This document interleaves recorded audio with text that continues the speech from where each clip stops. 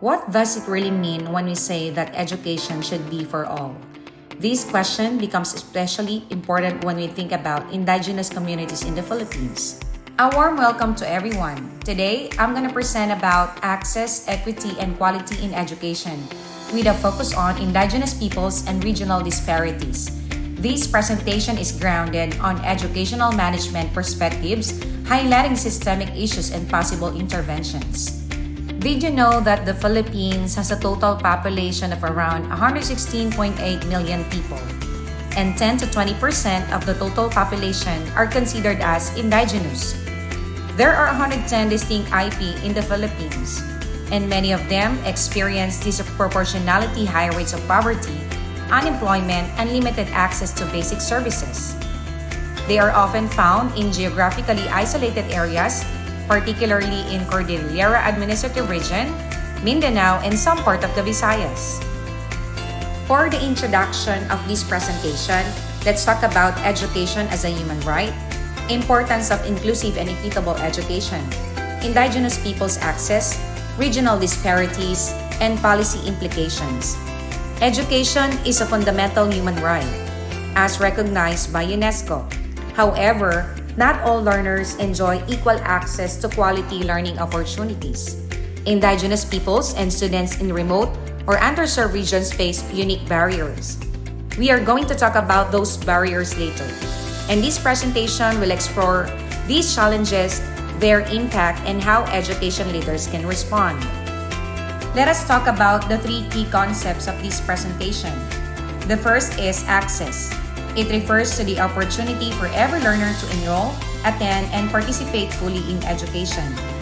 Equity is to ensure fairness by addressing learners' diverse needs and removing barriers. And quality, that means education is not just available, but it should be relevant, inclusive, and capable of producing strong learning outcomes. These three principles are interconnected, and without one, the others are weakened. What is the current situation of indigenous education? There are limited school infrastructure in indigenous communities, the language barriers between home and instruction language, and there is a low retention and completion rates. Many indigenous communities, whether in the Philippines, Australia, or other countries, struggle with limited infrastructure such as classrooms, libraries, and technology. Language differences often mean students are taught in a language that is not their mother tongue, making comprehension difficult. These issues contribute to lower retention and completion rates. There are programs like DepEd's Indigenous Peoples Education Framework in the Philippines, and similar initiatives abroad aim to address these challenges. These are the major barriers to access quality education. Poverty and economic hardship, which forces families to prioritize income over schooling. Cultural and linguistic differences that make formal education feel disconnected from learners' realities. Discrimination and stereotyping affect self-esteem and participation. Distance from schools and a safe travel. Of course, long-distance travel and a safe routes can be a daily challenge. Finally, lack of culturally responsive curriculum that ignores indigenous cultures risks alienating students. When these barriers persist, the quality of learning suffers. Literacy and numeracy outcomes remain low. Dropout rates increase, and pathways to higher education and employment become limited. More than just academic loss, this also affects cultural preservation, as education fails to respect and integrate indigenous heritage. Education policies and programs are meant to ensure access, equity, and quality for all learners.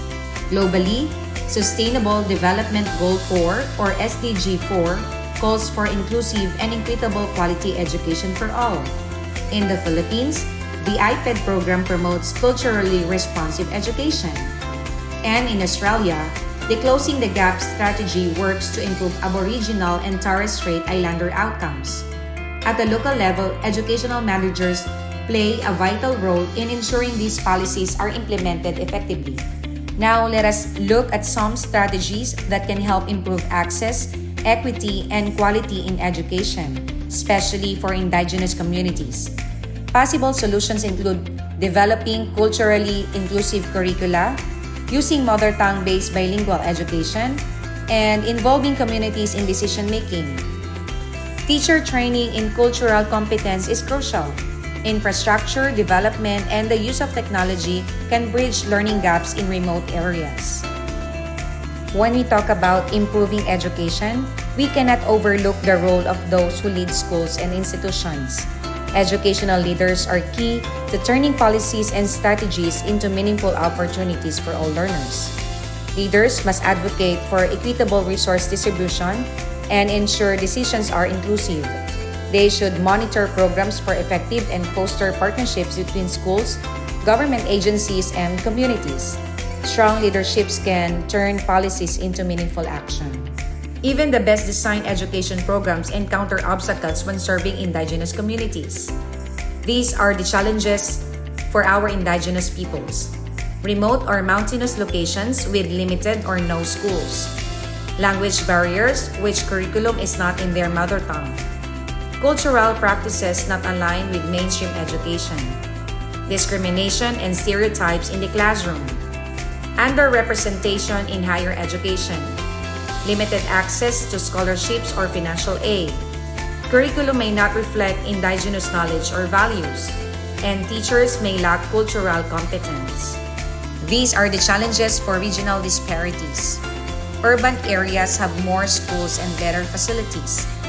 Rural and conflict-affected regions face teacher shortages, poor infrastructure, and lack of transportation. Uneven distribution of educational resources and trained teachers. Wealthier regions have better access to technology and materials. Poorer regions may have outdated materials, overcrowded classes, and untrained educators. Limited access to digital learning tools. To improve education access and quality for all, especially in underserved and marginalized communities, we must take a comprehensive and inclusive approach. Here are key strategies we can implement. First, establish mobile schools or community learning centers in remote and hard-to-reach areas. This brings education directly to learners who otherwise have limited access. Second, offer multilingual education through programs like MTB, MLE, or mother tongue-based multilingual education. This helps children learn better in a language they understand, especially in early grades. Third, invest in transportation and infrastructure to make it easier for students in remote regions to travel safely to school. Fourth, promote inclusive education policies and ensure teachers receive anti-discrimination training. This creates safe and welcoming classrooms for all learners, regardless of background. Fifth, provide scholarships and financial support specifically targeted at marginalized communities. This can reduce dropout rates and make education more accessible. 6. Allocate more funding and deploy more qualified teachers to disadvantaged regions. Every child deserves quality education, no matter where they live. 7th, implement a culturally responsive curriculum that integrates local history, values, and indigenous knowledge. This makes learning more meaningful and relevant to students' lives. 8. Conduct regular teaching training focused on both effective teaching methods and cultural sensitivity. Teachers must be equipped to meet the diverse needs of their students. As a conclusion, addressing access, equity, and quality in education requires systemic change and a deep commitment to cultural sensitivity. The disparities faced by indigenous and rural communities can be significantly reduced through targeted policies, inclusive teaching practices, and strong educational leadership.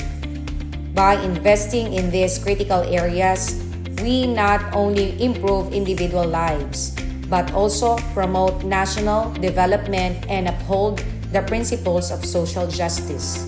Thank you for your time and attention. Let's continue to work together as educators, leaders, and advocates to ensure that no learner is left behind. This is Melanie M. Gonzalez.